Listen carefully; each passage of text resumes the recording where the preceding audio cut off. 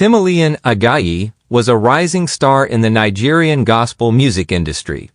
His voice had the power to move hearts, his lyrics spoke of hope, and his fan base was growing by the day.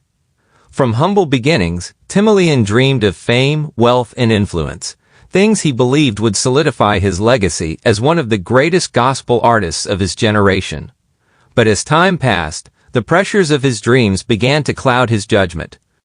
Timileyin wasn't always a man of questionable morals. He had started his music career with genuine intentions.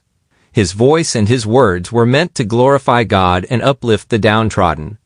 But fame and fortune are powerful temptations, and soon they began to overtake his mission. His concerts were filled with praise, but his heart was filled with greed. The more popular he became, the more he wanted: money, luxury, and recognition. His girlfriend Tolu had been a part of his journey from the beginning. They had met in their early college years when Timileyin was still trying to make a name for himself. Tolu was sweet and supportive, always by his side cheering him on. She loved him with all her heart, and like many others, she believed in his dream. But what Tolu didn't know was that Timileyin's desire for wealth had led him down a dark path. One evening, after a particularly successful performance in Abuja, Timileyin met a man who promised him everything he ever desired. The man, known only as Mr. Olanrewaju, was a well-known figure in underground circles, someone who had connections to powerful people and unexplainable forces. He spoke of rituals, dark magic, and the promise of success for anyone who dared to sacrifice something valuable. To Timileyin, the idea seemed ridiculous, but the temptation was far too strong.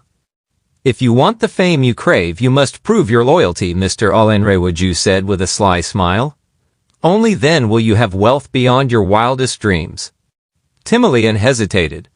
He had heard stories about ritual sacrifices, about people who had given up everything in exchange for power. But something inside him was desperate. The pressure to succeed, to make it to the top, had taken hold of him. He looked at Tolu, who was waiting for him to make the decision. "Give her up," Mr. Olanrewaju whispered. "Sacrifice her, and you'll become unstoppable." Timileyin's heart pounded in his chest. He loved Tolu, but he loved the idea of being a superstar more. The thought of riches, a life free from struggle, and a career that would make him untouchable, clouded his mind. He tried to push the guilt away, telling himself it was just a small price to pay for a dream that was just within his reach. The next day he took Tolu to a secluded location under the guise of celebrating their success. She had no idea what Timileyin had planned. To her, everything was perfect. But for Timileyin, the weight of his decision bore down on him. As the ritual began, something strange happened. Instead of the sense of power he had expected, he was overwhelmed with fear. But it was too late to turn back. The ritual was carried out and the price was paid. Timileyin's music career skyrocketed almost immediately after. His albums went platinum, his name was on every radio station, and he was invited to perform at the biggest events. He had everything he wanted: money, fame, and respect. But with each passing day, the guilt gnawed at his soul. Months later, while performing at a large concert in the heart of Abuja, Timileyin felt the weight of his decisions more than ever. The crowd cheered, but all he could hear was the sound of his own conscience screaming at him. That night, as he walked out of the venue, a Nigerian police officer recognized him.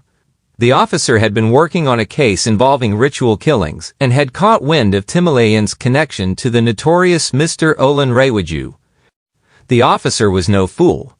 He had seen the signs before: the sudden rise to fame, the strange changes in the people involved, the mysterious disappearances.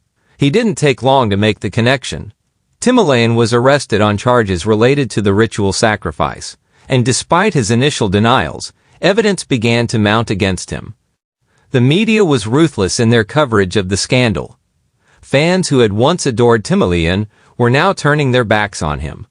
They couldn't believe that the man who had inspired them with his music was now embroiled in such darkness. Timileyin sat in the cold prison cell, a stark contrast to the luxurious life he once dreamed of. His fame, his wealth, his success, they had all come at a cost. And now, he was paying the price. The girl he had sacrificed, the love he had lost, and the dream he had chased were all slipping away. As Timileyin sat in his cell, he realized that he had lost far more than he had gained. The fleeting nature of his success became painfully clear to him.